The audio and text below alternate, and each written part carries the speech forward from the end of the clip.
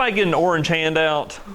If you didn't get one, there's a few left up here. And these are the plants that we're going to be covering. I'm going to go in order on this plant list. But the first few slides are going to be a little bit depressing, and I don't want them to be. So in 2018, I started an extension job. I taught high school for 9 years, 7 months, and 2 days. And I retired from that and I became an extension agent.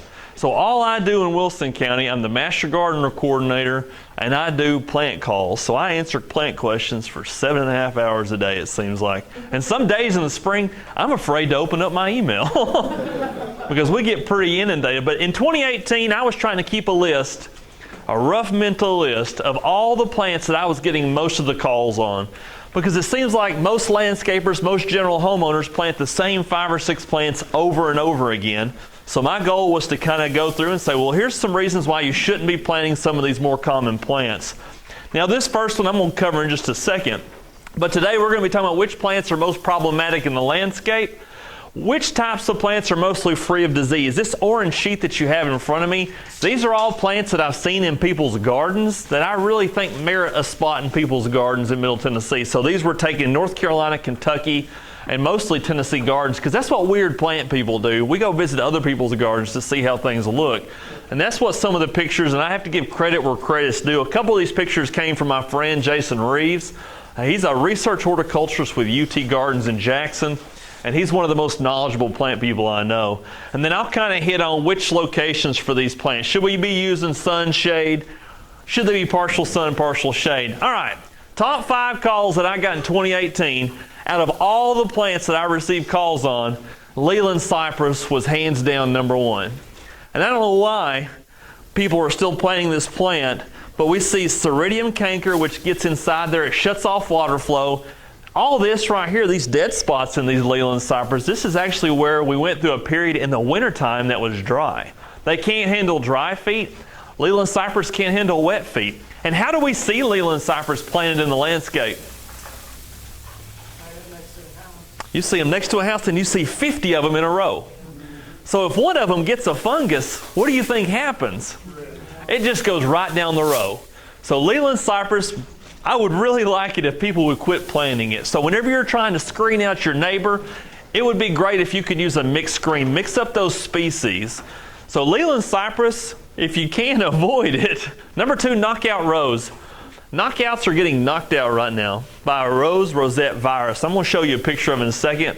Autoleucon, laurel, pin oak, and Bradford. I've got some good pictures. I'm going to show you of all these in just a second. Am I moving around too much, Chris? You're good. Okay. So I'm going to show you pictures, but that first one, this is actually drought damage on Leyland Cypress, and that came from the Soil Pest and Plant Center. So there was a nursery promoting a new Leyland Cypress a few years ago called Gold Rider. It's a golden Leyland Cypress. It's beautiful, but it's still susceptible to all those same diseases that we see. Even though a plant may be new, we think, yeah, that'll do better. No, just stay away from Leyland Cypress right now. All right, Autoleucon laurels. They're actually in the Prunus family. We were having a conversation earlier about peaches. Peaches are very difficult to grow in Tennessee without actually staying on a spray regimen for peach borer, bacterial leaf spot, and brown rot. These laurels are in the exact same family as peaches. So what we'll see is we'll see one random branch die, and if I was to go in the bottom of that branch and look, it could have peach borer. So these laurels, these autoleucon laurels, skip laurels, they get the same kind of diseases and issues that we see in peaches. And peaches are a challenge to grow. Another issue that we see with these laurels, we see all these holes in the leaf. And the #1 question I get is, what's eating my laurel? This is not an insect. This is a disease called shot hole, and it's a weird fungus-bacterial relationship. But what it does is it puts holes in all of the leaf. This does not kill the plant. It's just more of an aesthetic type thing. You can go through if you want to and spray a fungicide, but you're going to have to do it every week pretty much, because we get rain sometimes and we can get 14 inches in 1 month and then we can go 2 months without rain. We have no clue what's going to happen. So what this fungus bacteria does is it actually lands, it kills a little spot of tissue, and the plant sheds it by itself. So it's dropping it off. So the plant shedding this fungus that it's actually getting, really there's not a lot of good treatments for this other than buying a different plant. But It won't kill it, but you'll just look like someone shot it with buckshot all spring long. All right, pin oaks, they're getting a bacteria called Xylella, and it's called bacterial leaf scorch, and that's what's pictured here. This was at Mount Juliet, going up a driveway for a gentleman. He had 10 or 12 pin oaks on both sides, and every one of them was dying. So for the next couple of weeks in the summertime, I had all sorts of pin oak calls. This is a bacteria that's spread by a leaf hopper. So it's kind of all over the place. If you've never seen a leaf hopper, they look like a tiny grasshopper. So what it does, it gets inside there, starts shutting off water flow, and the plant mimics drought stress.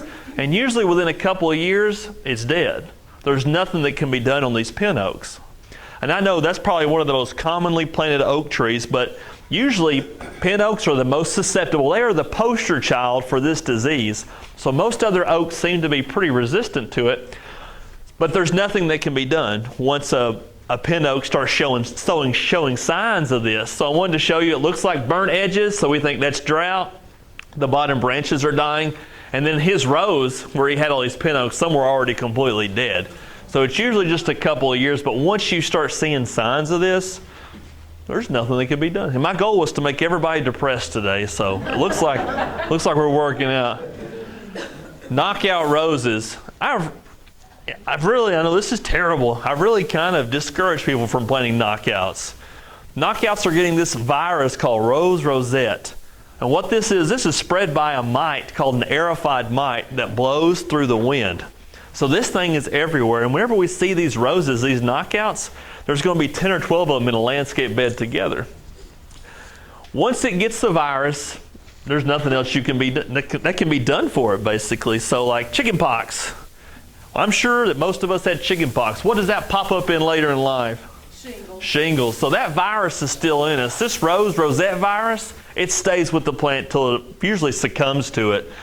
There was a company promoting a rose a couple of years ago that was supposed to be rosette resistant. That's false. That's fake news. Isn't that what everybody says now? That's fake news. There is no rose that is completely resistant to this.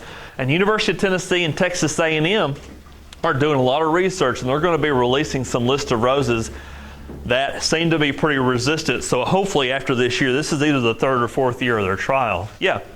If you have one and it have a knockout rose and it develops this problem, dig it up and burn it, save? Yeah, it just needs to go somewhere off. Take it to a neighbor you don't like. Well, I've got at least one and maybe two or three. I'm not sure what they are, but one of mine by the driveway is absolutely beautiful. And the quicker you get that off your property, because those mites, they blow quickly through the wind. So what we see with some landscapes, people will have it in a big bed, they'll see one with it, and they'll try to cut it out. There's nothing that can be done because it's in the system of the plant. So they'll rip it out, put another knockout immediately in its spot. I was reading somewhere, because this is what I do for fun, if these mites stay off of a rose about 10 days, they starve. So if you really, if you got a bed, then they all succumb to it. Wait a couple of weeks before if you really want knockout roses again. But this rose rosette affects all types of roses. So you've got some called carpet, drift, the Hybrites, floribundus, grandifloras. They're all susceptible to it. And this is all harbored on our wild multiflora rose. So these are the wild roses that you see growing in ditches. They get it. So that's kind of what's harboring it. So I wanted to at least tell you, the knockouts, they seem to be more susceptible to it, but they were touted as the perfect rose a few years ago, and then that will get on any rose? Any rose, yeah. Yeah, it is a bummer. It's very sad. All right, Bradford pears. I had a homeowner call me and said, I want you to come look at my Bradford pear. I said, okay.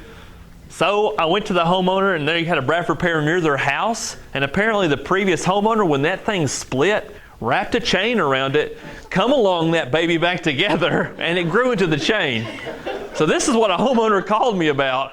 And I was like, can I take a picture of that? I'm like, yeah. This is the weirdest house call I've ever had. All right, what do we see the issues with Bradford pears?